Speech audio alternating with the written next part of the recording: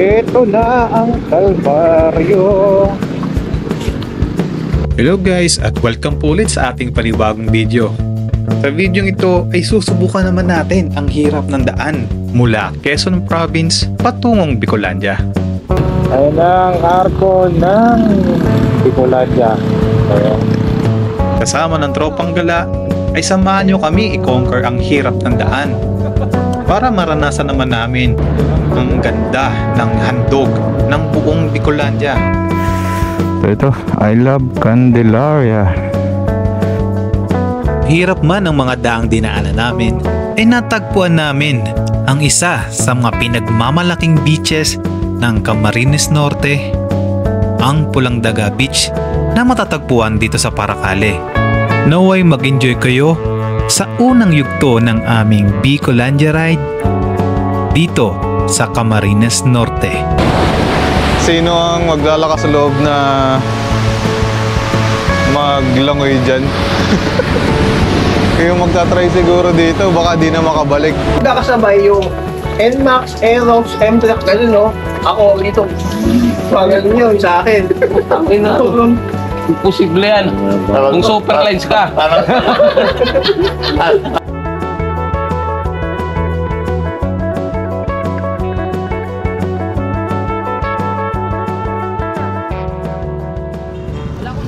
So yun, magandang gabi yan lahat. So ngayon ay araw ng December 27 to 2024. Meron kaming long ride dito. Ito na yung pinaabangan nating long ride to Bicolandia, no? Kaya ito talaga parang inabot na kami ng katapusan ng December kasi alam nyo naman yung estado sa daan papuntang Bicolandia, no?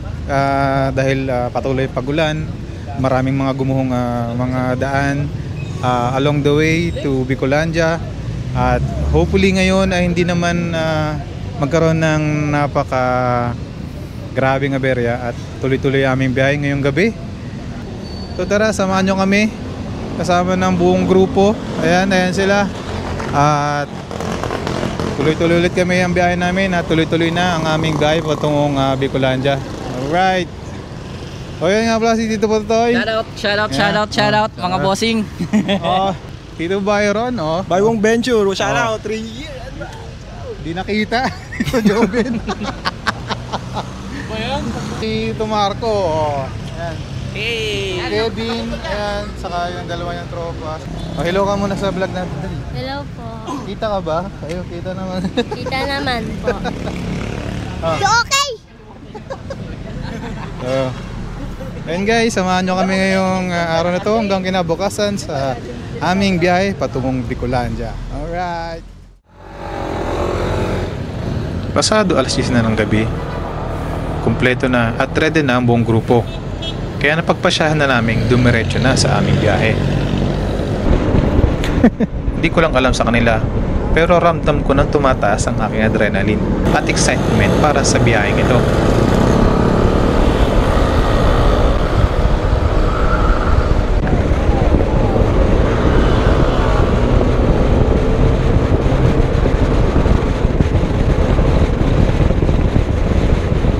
Mga 2 hanggang 3 oras ng biyahe ay nasaksihan namin ng ilan sa mga riders na naaksidente dito sa kahabaan ng daan dito sa Lumban. Diretso na. At hindi na kami huminto dahil meron din ng mga rescuers at ambulansya na tutulong sa kanila. Kaya di na kami nagpa-apekto at tumuloy na ulit sa aming biyahe. Sana wala namang grabe yung inaabot.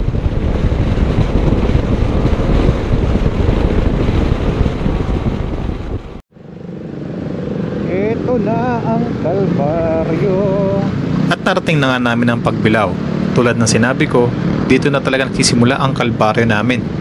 Makikita nyo naman, sira-sira ang daan. Di pa man kami nakakalayo, ay ito na nga at sumalubong sa amin ang napakabigat na trapiko. Napakabigat na trapiko patungong Bitukang Manok. Napakahaba ng trapiko na to. At sa dami rin ng truck at buses na included sa traffic na ito, talagang mapapasabi na lang ikaw ng What did he say? So ang dahilan ng buong trapikong ito, ang dahilan talaga ay ang napakatinding lubak na ito bago pa marating ang bitukang manok. Kaya ano pa lang naman yan. Unang pagsubok pa lang yan.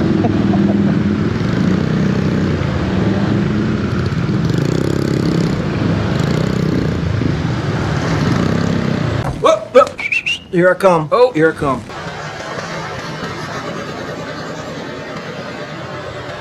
Ito yung nung wave oh. Sana in-off-road oh.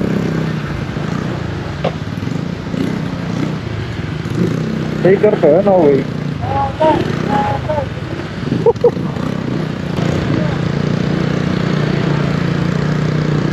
Magandang pang-release to.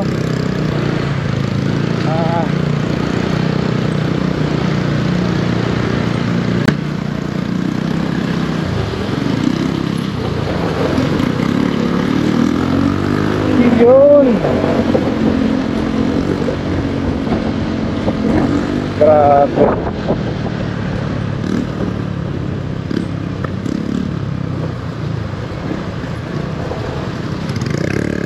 Pasok ko rin, pasok.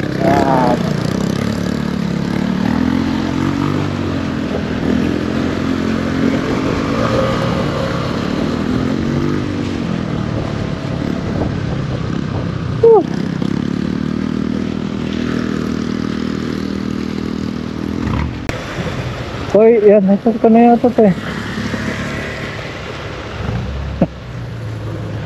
Hinintay kasi yan. Hinintay ko lang sige. Hinintay ko lang siya doon sa kanto.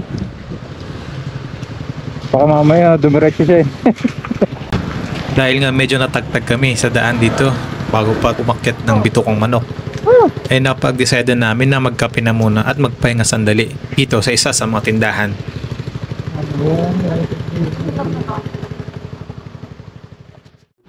Bukang liwayway niya nang marating namin ng Lopez, Quezon.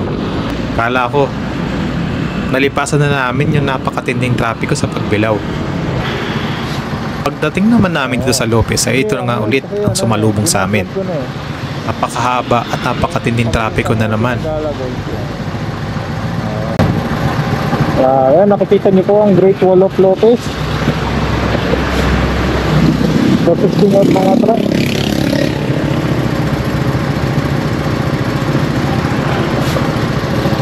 Pero ang sanhi naman ng napakatinding trapiko na ito ay ang bagong ginagawang flyover daw, sabi ng mga lokal dito, na kung saan susolusyonan ang problema ng mga dumadaan dito kapag bumabaha. Dahil pag bumaha dito, wala daw halos nakakadaan na kahit anong sasakyan.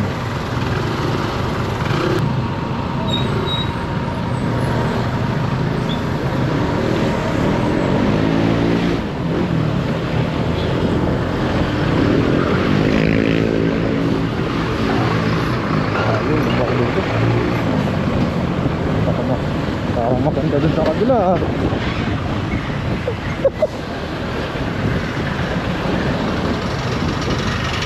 Ay, lubok. Parang maganda yung daan dyan sa kabila guys ha.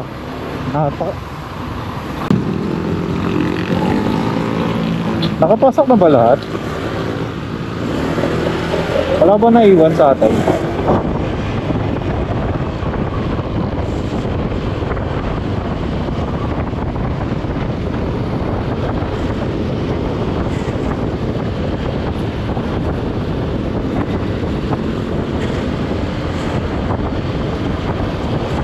Ano ba itong ginagawa na? Flyover?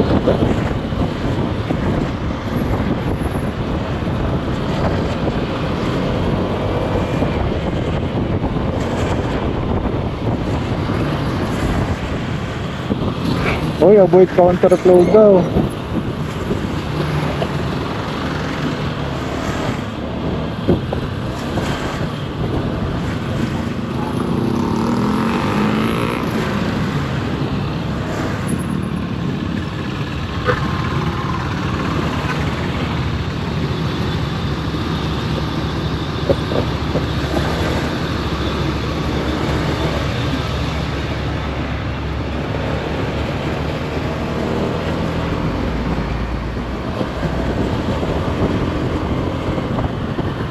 Hop, hop, hop, hop, hop, hop, hop. Uy, kasha. Bawa kasha dyan. Hop. Ay, nakalipat.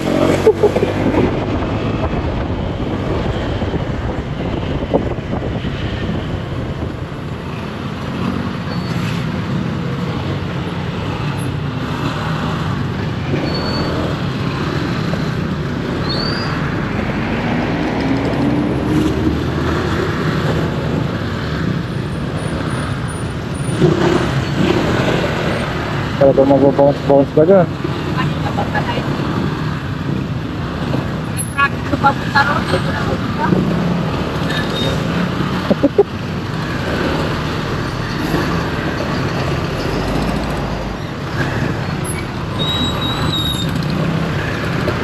Ayan, sabi mo, kailangan pa ko, diba?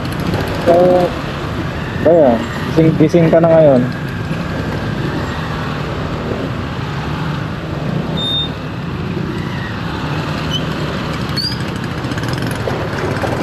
Ayan, doon to, parang kinalimutan na. Parang kinalimutan ng mga opisyal dito eh. Saan ang doon to?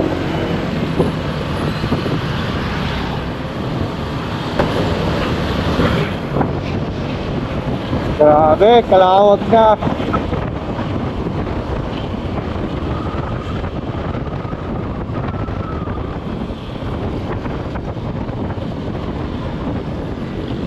Ano na pagbato o smog?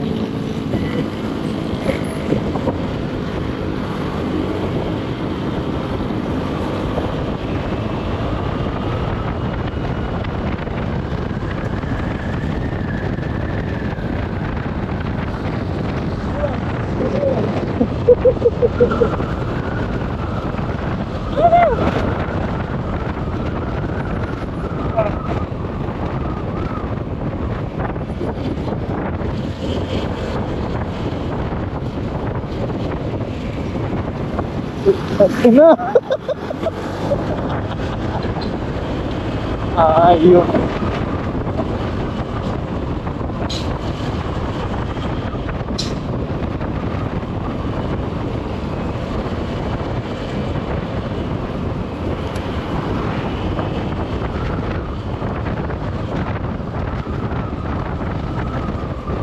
Uy, ayun, nagmamanuver na.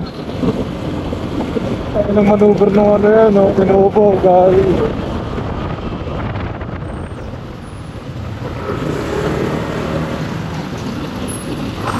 Grabe, lalim ng lumok dito ah. Ay, pucha. Lalim nito. Grabe, lalim.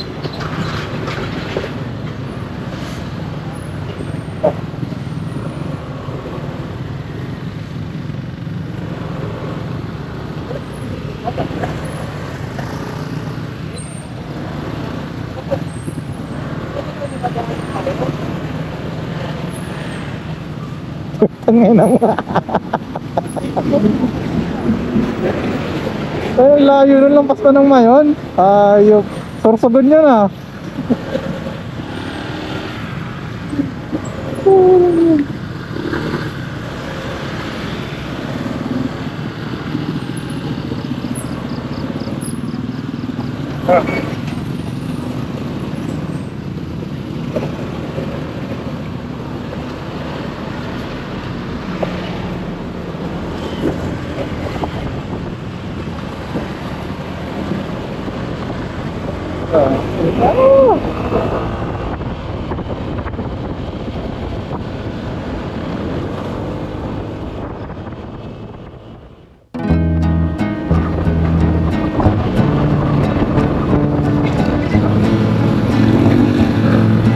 Guys, malapit na. Ayun na. Ayun na ang arko ng Bicolandia. Ayun. Ito yung tinatawag nga nilang gateway to Bicolandia.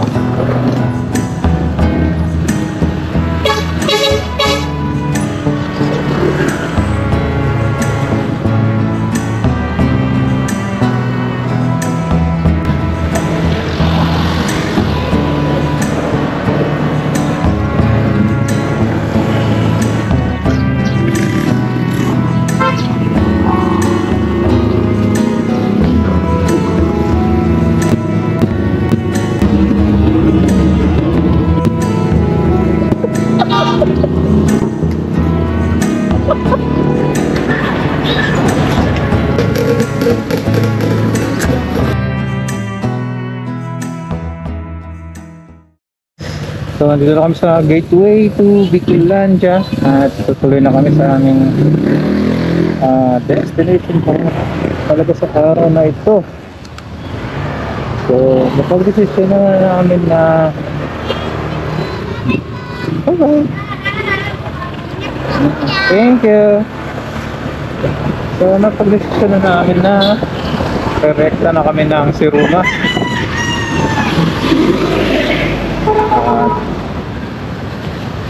So, ang pinagpilihan namin sa usapan namin kanina ay Pulandaga o Siruma, pero mas gusto pa nilang mag-rides. Mukhang nagtitip pa sila. Pero parang it's a prank. Bumaliwa ang grupo na kung saan papuntang Camarines Norte sa halip na kumanan dito patungong Ragay.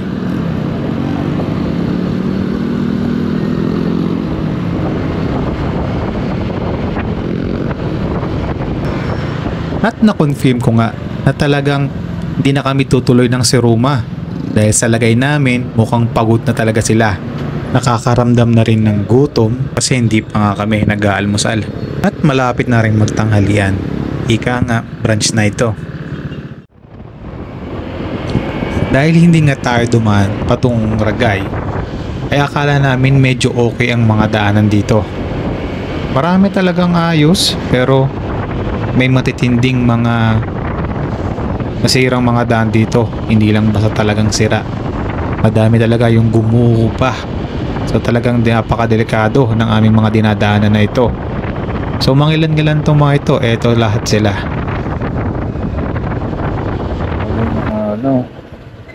Grabe yung mga landslide dito ngayon. Siguro recently lang itong napakalaking ito. Napakalaking landslide. Tapos may mga bato pa dito. So ngayon naging one way siya kasi hindi pa tuloy yung clearing yung landslide na to. Siguro dulot to nung tuloy-tuloy na patulan ng mga nakaraang araw.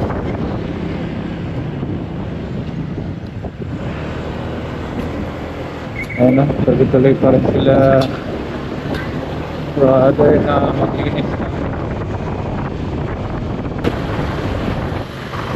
Ang isang ito ay nagdulot talaga ng napakadinding trapiko. Sa kadahilan ng ginagawa ang isang lane kaya talaga naging one way ito para sa mga biyahero.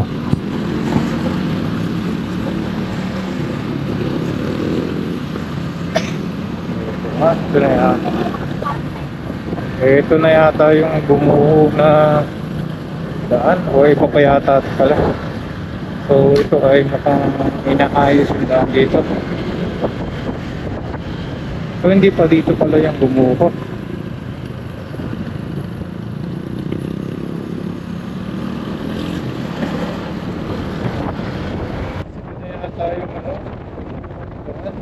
Ito pa ang isa na kung saan gumuho yung tulay.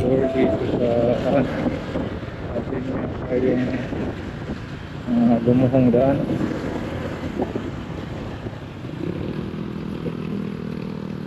So ito pala yung tulay. So may gumuhong tulay pala siya. Wala kayo talaga gumuhong daan. At pang-apat ay yung mga road enhancements. So marami na talaga ditong ginagawang mga enhancements sa mga daan dito sa Camarines Norte na kung saan magpapaginhawa sa mga riders at mga drivers na dumadaan dito.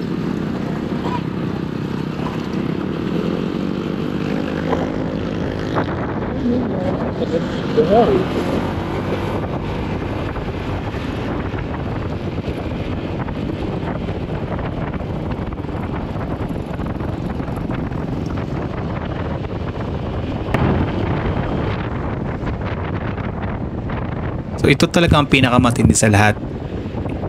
Kung naalala nyo, ito yung sikat at nababalita sa mga ilan-ilan na TV stations.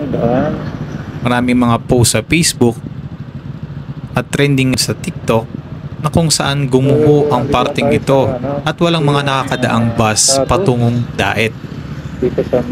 Sa mga ilang-ilang mga videos na nakita ko ay talagang sinusundo ng mga tricycle yung mga pasahero ng bus na hindi makatawid dahil gumuho nga ang parting ito ng daan. Dahil nag-trending nga, ay talagang umaksyon kaagad ng DPWH para makadaan ang mga commuters dito.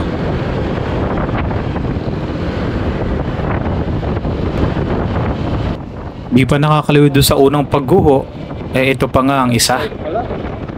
Talagang lubhang nakakatakot, di lang sa mga commuters, pati na rin sa mga taong nakatira dito. So pagkatapos ng mga pinakita ko sa inyong mga aberya sa daan, ay talagang smooth na ang aming biyahe hanggang marating namin ang bayan ng Paracale. May mangilan-ngilan ng mga lubak, pero common na yon sa lahat ng daan dito sa Pilipinas. Malapit na namin marating ang aming destination para sa araw na ito. So nandito na tayo sa Barangay Poblacion Norte, Paracale, Camarines Norte. Talagang makikita mo pa dito ang epekto at mga sinira ng mga nakaraang bagyo dito, na kung saan hindi magaganda ang itsura at kalagayan ng mga puno dito. May mga ilan-ilan din ng mga kabahayan na mga sira at hindi pa naaayos ng mga tao dito. Dahil na rin siguro sa kakulangan ng pera at pondo para makabili ng mga materyales at papaayos ang kanilang mga tahanan. Ngayon pa man, nakikita na natin ang kagandaan ng karagatan dito, na kung saan bahagi nito ang Pulang Daga Beach.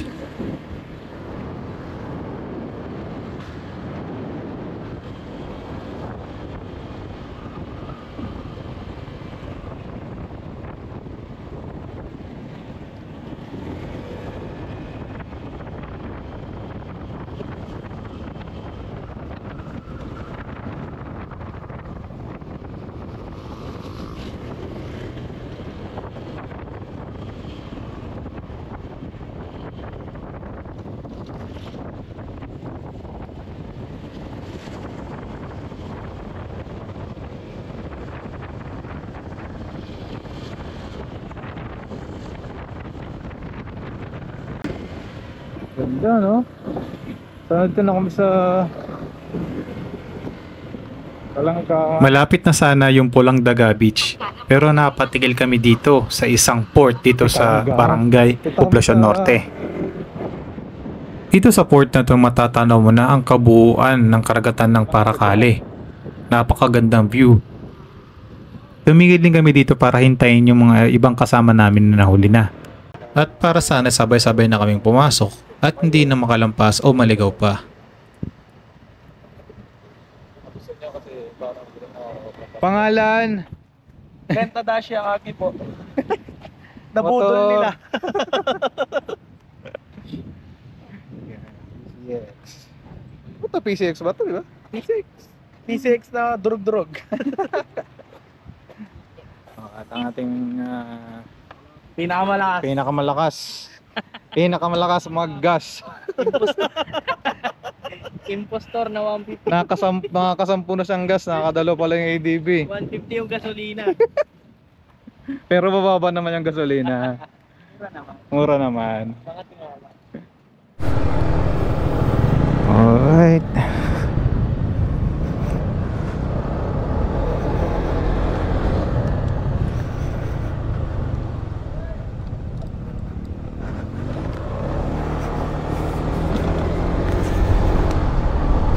Ayan o, Kiwanis International.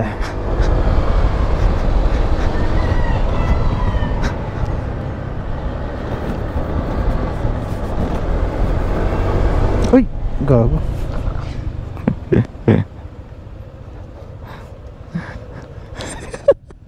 Ako na. Ako na. Lag-lag.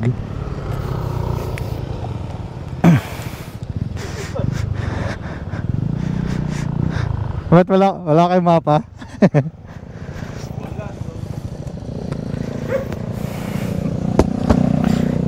Daming lubak.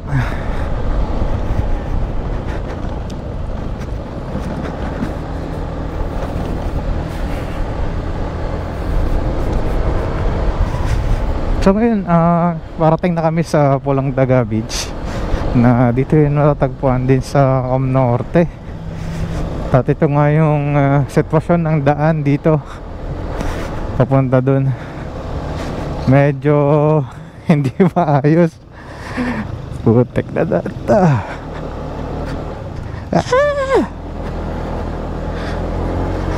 Grabe yung daan.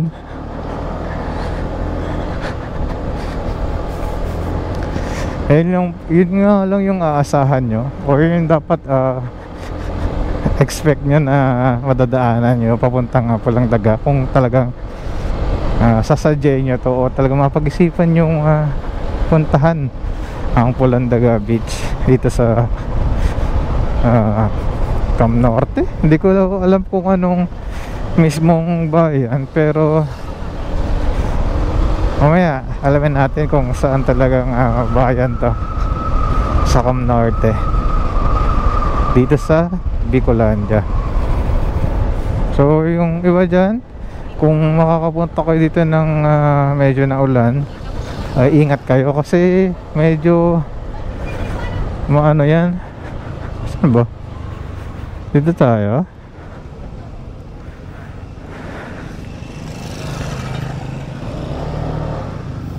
So di namin alam. So ano pala to? Candelaria Beach Resort. Dito tayo. Ayun, dito nga. So dito daw kami sa Candelaria Beach Resort. At kasi nandito talaga yung Pulang Daga Beach.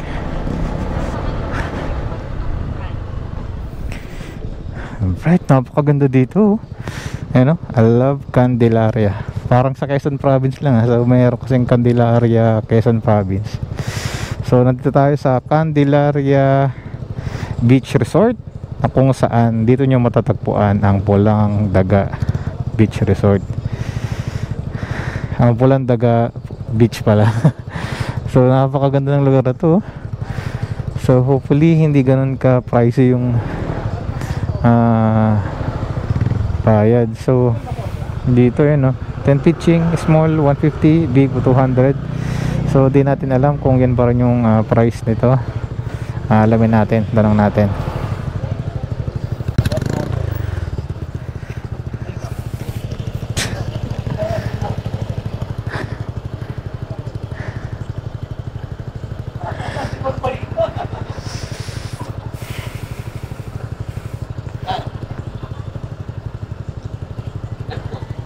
Top 5? Ay, 11. Teka. Magkano? 4-5. Almost 450. 400. 400 pre. 400. Ilan yung ano? Yan. Pang sampuan to, yan. Eh, sabi ko, mabigay na lang sila. Ayun. 400. Muna natin. Check mo si Tito Bench Wilson, di ba? Oo. Biglang gusto mag-upgrade bigla, ganyan. Parking muna tayo. Oo. Pwede nga, yun nga, mag-park daw muna tayo doon habang i-check.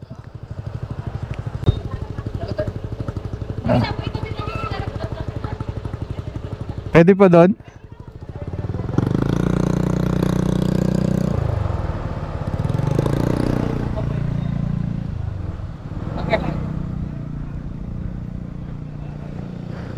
Saan tayo?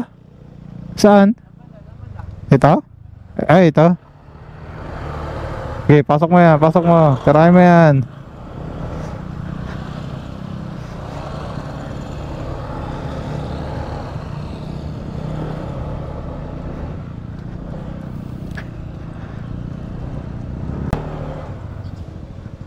Pwede ba dito, boss, mag-park? Sir, lagi-lagi relax sa ano? Sa gilid mo yung sir, dito sa Oo nga. Hindi tapat sa Oh. kayot na pagpunta.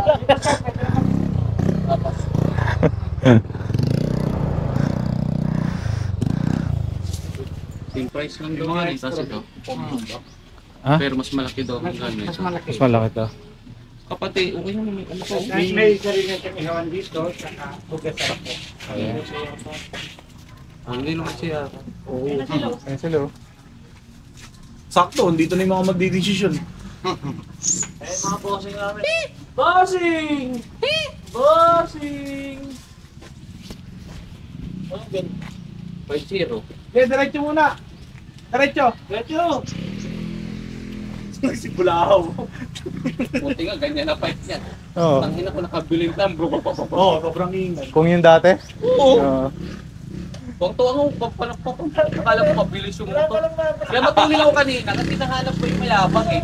Ang ina, Lagi, ko yung sarili. inihintay namin kayo doon sa may ano, yung parang view deck doon. Nakita niyo yan? Tagal nyo. Akala ko may mapa. Diretso lang sa Pakiniban. Gagi, dire-diretso kayo? May daan naman doon. Ayan, Ganun ko siya. Akala ko din. na-portal na naman putik. May dalan eh. Mamaya. Wala galit. Ayan no. So ito yung magiging room daw namin. Candidate number 1. Mayroong 2 bedroom. Hindi ko lang alam kung paano magkakasya yung 10 dito. So mayroong pang sofa bed. 2, 4, 6. Paano magkakasya? Dalawa po ito. O, diba? Ay, pwede po itong 4. Kung napapayga, ganito na natin. Kasi ito po, Paano ba ito? Parang pandalwa lang din ito. ano po, pwede po siyang, pag ganito, 3 pwede. Kung sa maliliit po. Kaso malalaki po kami. Pwede naman po. Kasya naman. Sige po. So yun, may 2 bedrooms dito at meron pang extra. Kung sakaling kailanganin pa, magdadala pa daw si Kuya ng kama dito ulit. So, yan. Maganda naman yung CR. Napakalaki ng CR. Ang ganda oh. At may mga lagay dito ng mga gamit. Tingin lang tayong gulong. Sa kanya halos maglapat ang ano niya. Ano? Tingnan mo yung gulong ko doon, no? Wala na. Anong desisyon nyo? Ako okay na to. Okay na. Dito pa. Patay na kayo. Para sa ikakatayin ng lahat. Okay na ako dito pa, okay na ako. Si Tito Bench kasi minsan mababaw tulog nun eh, Tito Bench. Eh, malakas humilig si Kevin. Diatis meron tayong gwardiya mamaya, di ba? Taga-bantay.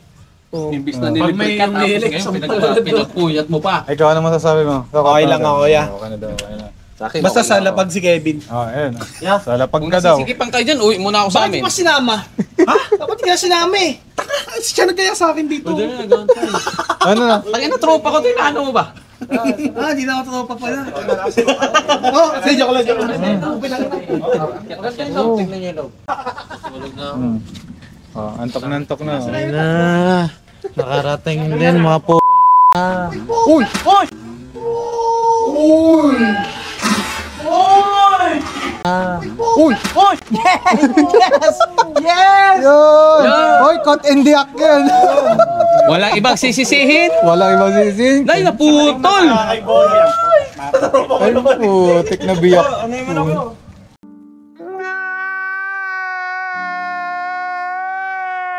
Ayaw ko magsalita, pero kung yung tatlo magkakasabay, yung NMAX, Aerox, M-Track, gano'n no?